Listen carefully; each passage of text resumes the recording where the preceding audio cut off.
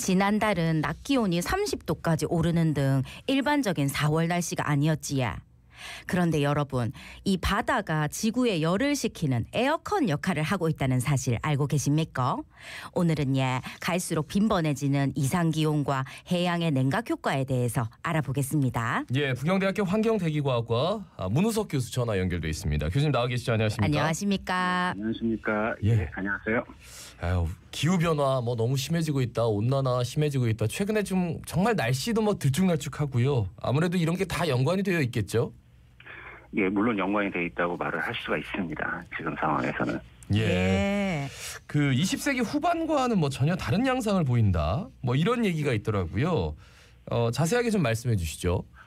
사실 그 온난화 이슈가 우리 사회에서 화두가 됐었던 것이 아마 20세기 후반일 겁니다. 온도가 급격하게 올라가면서 온난화 그리고 온난화의 주범은 인간이다라는 얘기가 많이 나왔는데요. 그게 20세기 후반에서 우리 21세기로 넘어오면서 잠시 그 상태가 조금 완화된 것 같은 그런 양상을 보이거든요. 그러면서 많은 논란이 야기됐었던 것이 사실입니다. 그러면 20세기와 21세기 초반의 온난화와 양상에는 어떤 차이가 있습니까? 사실 이거를 가지고 굉장히 많은 논문과 논란이 있었습니다. 그러면서 사실은 이 온난화에 대한 어떤 인간이 야기하고 있는 부분에 대해서 인정하고 싶지 않은 사람들한테서는 이게 온난화가 인간에 의해서 발생한 게 아니다라는 얘기를 하고 싶었던 거죠. 사실은 그러면서 자연적인 사이클이 들어간 거다 이런 얘기가 많았었는데 실제로 자연적인 사이클이 들어간 거는 맞고요. 그러면 거기서 가장 큰 역할을 하는 게 뭐냐 이러면 우리는 해양의 역할에 대해서 한번 생각을 해봐야 됩니다. 왜냐하면 70%가 해양으로 둘러싸여 있기 때문에 그리고 물이란 게 당연히 차가운 어떤 존재이기 때문에 이 물이 과연 기후에 어떤 영향을 미치는가 이거에 대해서 생각을 안 할 수가 없거든요. 그래서 해양 전체의 어떤 사이클의 변화 이거를 온난화와 같이 생각을 해볼 필요가 있습니다. 아마 그것이 20세기와 21세기의 차이를 만들어낸 주된 원인이 아니겠는가 그렇게 보고 있습니다. 그러니까 물에 대한 관심을 요즘 좀 갖는 것 같아요. 그 용승이라는 단어가 거기에서 나오더라고요. 용승이 에어컨 역할을 하는 것이어서 용승이 활발할수록 온난화로 더워진 대기가 빠르게 식는다. 이게 무슨 얘기입니까? 그 용승이라는 거는 어떻게 보면은 해양과 대기가 서로 상호작용을 하면서 나타나는 현상이라고 볼 수 있는데요. 그러니까 바람이 어떤 특정 바람이 부는 지역에서 이제 바닷물이 이제 다 그 지역에서 다른 지역으로 이동하면서 그 이동된 물을 채워줘야 되지 않겠습니까? 근데 채워줄 데가 없다 보면 밑에서 올라와야 되거든요. 그러면 밑에 있는 물은 위에서 이제 태양을 받는 물보다는 차갑기 때문에 올라오면은 주변의 물보다는 상당히 차가워지는 그런 양상을 보이거든요.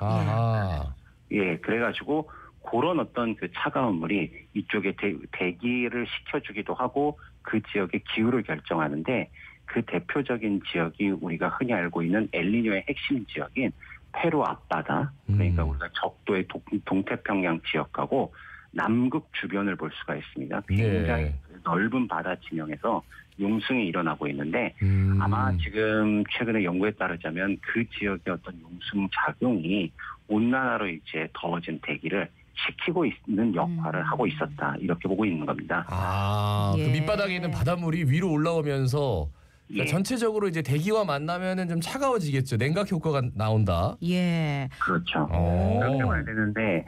보면은 이제 그 간단하게 보면은 원래 우리 그 어류나 이런 어떤 어획 어떤 생산량을 보면 페루 쪽이 굉장히 많습니다. 맞아요. 그 이유가 원래 플랑크톤이라는 녀석이 많이 생성되기 위한 두 가지 조건이 필요한데 한 가지가 햇빛이고 두 번째가 영양분이거든요. 그런데 햇빛은 위에 있고 영양분은 아래에 있는데 용승이 일어나게 되면은 밑에 있던 영양분을 위로 보내주면서 두 가지 요소가 만나게 됩니다.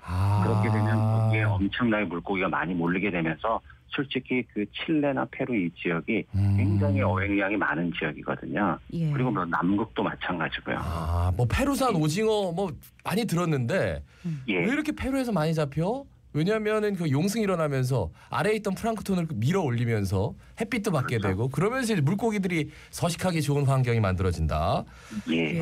새롭게 알았습니다. 그러면 이 용승이 활발해지는 시기가 따로 있습니까? 그렇죠. 용승이 예. 활발해지는 시기가 있고 용승이 전체적으로 둔화되는 시기가 있고 이 사이클이 굉장히 어떻게 보면 사이클이라고 하기에는 굉장히 불규칙하지만 보통 한 30년에서 한 70년 정도 사이에서 왔다 갔다 하는 것이 이 지구 전체 바다가 갖고 있는 하나의 사이클로 보고 있습니다. 그러면 당연히 활발해진 시기가 있고 아니면 둔화되는 시기가 있겠죠. 네. 그러면은 용승이 계속 이뤄지면은 계속 냉각 효과가 나는 거 아닙니까? 그렇죠. 근데 왜 이렇게 더워진 거죠? 그러면은 생각해보면 반대 페이지가 존재할 수도 있는 것이 아니라 반대가 이게 무슨 말씀인가요? 둔화가 된다. 그러면은 이제 에어컨을 여러분이 방에서 껐으면 온도가 더 심각하게 올라가겠죠. 예. 그러니까 여름철에 만약에 외부에서 온도가 올라가고 있습니다. 우리가 그거를 온난화라고 보는데 너무 더워진다 하면 우리가 에어컨을 켜지 않습니까? 네네. 그러면은 이제 더워진 게 조금 식혀지면서 우리가 편안함을 느끼는데 만약에 전기가 고장이 났어요. 그래가지고 에어컨을 잘 틀지 못하는 상황이 되면은 온도가 많이 올라가겠죠. 그렇죠. 예. 그러면 그런 것들이 일어날 수 있는 시기가 오고 있지 않나 그렇게 보고 있습니다. 그러면 에어컨에 전기를 돌리는 게 어떻게 보면 바다는 바람이니까 그렇죠. 바람이 멈춰버리면 에어컨 역할을 못하게 되는 거네요. 그죠?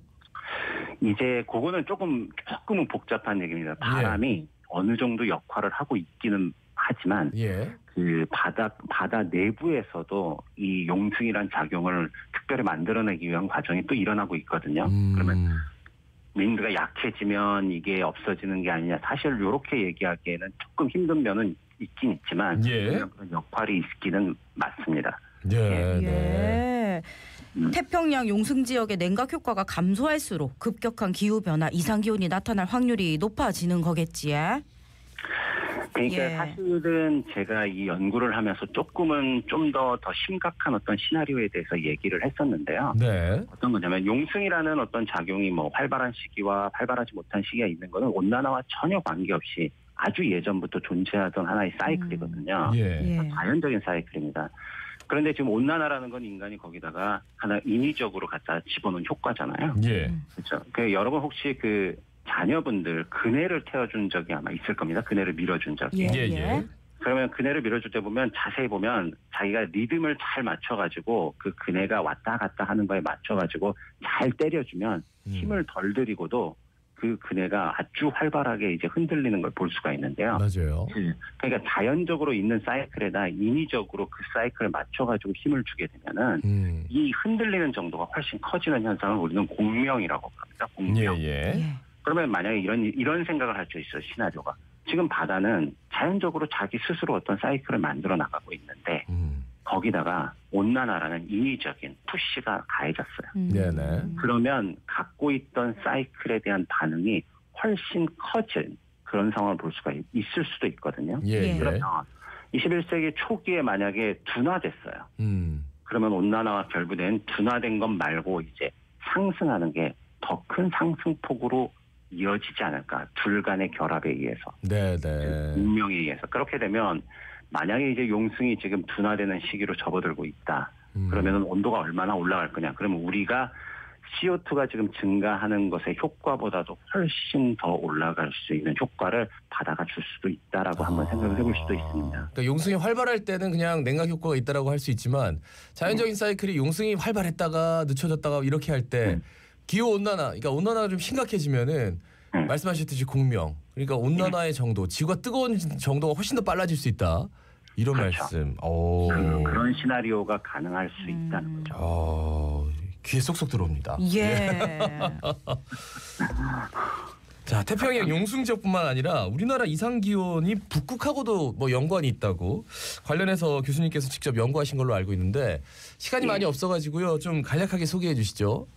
그러니까 북극이라는 건 우리와 굉장히 멀리 떨어져 있지만 북극이라는 지역이 온도가 어떻게 형성되느냐는 중위도에 살고 있는 우리한테는 큰 역할을 줍니다. 왜냐하면 중위도에서 대기의 흐름의 가장 조율하는 가장 중요한 요소는 적도하고 극지역의 온도 차이가 얼마나 되느냐이거든요. 이게 하나의 기준입니다. 그런데 북극이 얼음이 녹으면서 굉장히 빠르게 온도가 상승해 가면 온도 차이가 예전과는 다르게 줄어들죠. 그러면 제가 최근에 연구한 거에 따르자면 그러면 여름철 같은 경우에 해양과 그다음 바다의 어떤 차이 때문에 반응하는 대기의 어떤 반응이 있거든요. 대표적인 게 여름철 동아시아 몬순인데요. 아마 그 세기가 그 바람이 약해지는 걸로 강해지지 않을까라고 보고 있습니다. 예. 알겠습니다. 이거는 뭐 다음에 따로 한번 또 여쭤봐야 될 것 같아요. 말씀 잘 들었습니다. 고맙습니다. 감사합니다. 감사합니다. 예. 부경대학교 환경대기과학과 문우석 교수였습니다.